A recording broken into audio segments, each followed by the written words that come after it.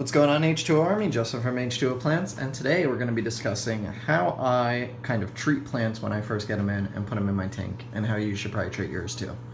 Let's get into it.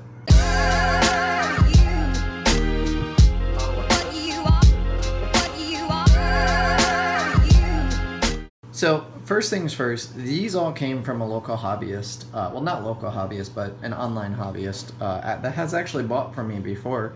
And I noticed on his, I believe, Facebook post or Instagram post, one of those, he showed pictures of some nice floater plants that I don't have yet and I really wanted.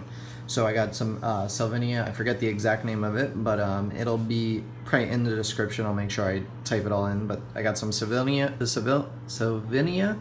I believe it starts with a C. It's not Minima like the other kind that I have. And it has this very unique cone shape to the leaves, which just look really cool. And I figured a lot of people would like that.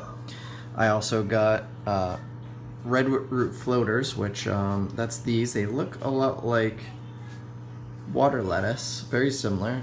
They don't really have any roots yet. This one does. This one has a good amount of roots.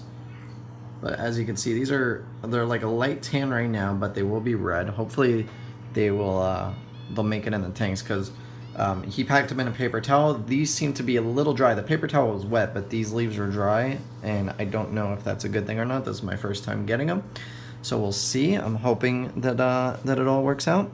Then I got this other plant, and I forget what the name of this was completely, but he told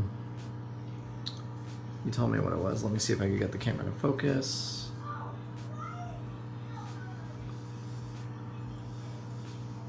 There you go. So it's really tiny. It's got a bunch of little roots at the bottom. It kind of looks like the shell icon of the gas station shell, which I guess is kind of cool. I don't know. And I forget the name of it, but it's another floater plant that I didn't have, so I wanted to test it out. So what am I doing? Well, you can see that there's tons of duckweed in this container. Let's get it to focus there. There we go. You can see there's a lot of duckweed in here, and that's immediately what I noticed when I opened up the package. Now, that's not a problem. Duckweed isn't really a problem unless you don't want it in your tank. To me, where I wanted to put some of these plants in my 55 gallon, I didn't want to get duckweed in the 55 gallon because I have other floater plants, and if the duckweed gets mixed in with those, it's going to be impossible to get it out. So what I did is I separated the plants like this, and I took them and I basically dunked them under the water, shook off a lot of the duckweed, and then I dip them in the other bit of water to shake loose any other duckweed, and I do a visual inspection. So this is important that you do this when you get a plant in for the first time.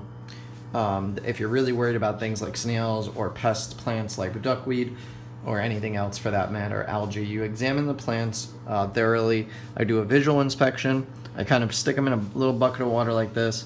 I shake them loose to try and get anything that may be stuck to them to float off, and then I can separate them out and kind of do it that way. You could also do bleach dips and other chemical dips like a salt bath and other things. Some plants are really sensitive to that, so it's not always recommended. But this is a kind of what I do, the inspection process. I examine the plants, make sure they look good. The rest of these are not going in my 55 gallon. I just wanted to put a couple of each in there, just so that way if these don't survive in the environment that I'm gonna put them in, and that's in basically my little floater bucket underneath one of the 40 gallons, if they don't survive there, then I at least have a couple that should survive in the 55, no problem. And then from there, if I need to have them reproduce, they'll reproduce in the 55.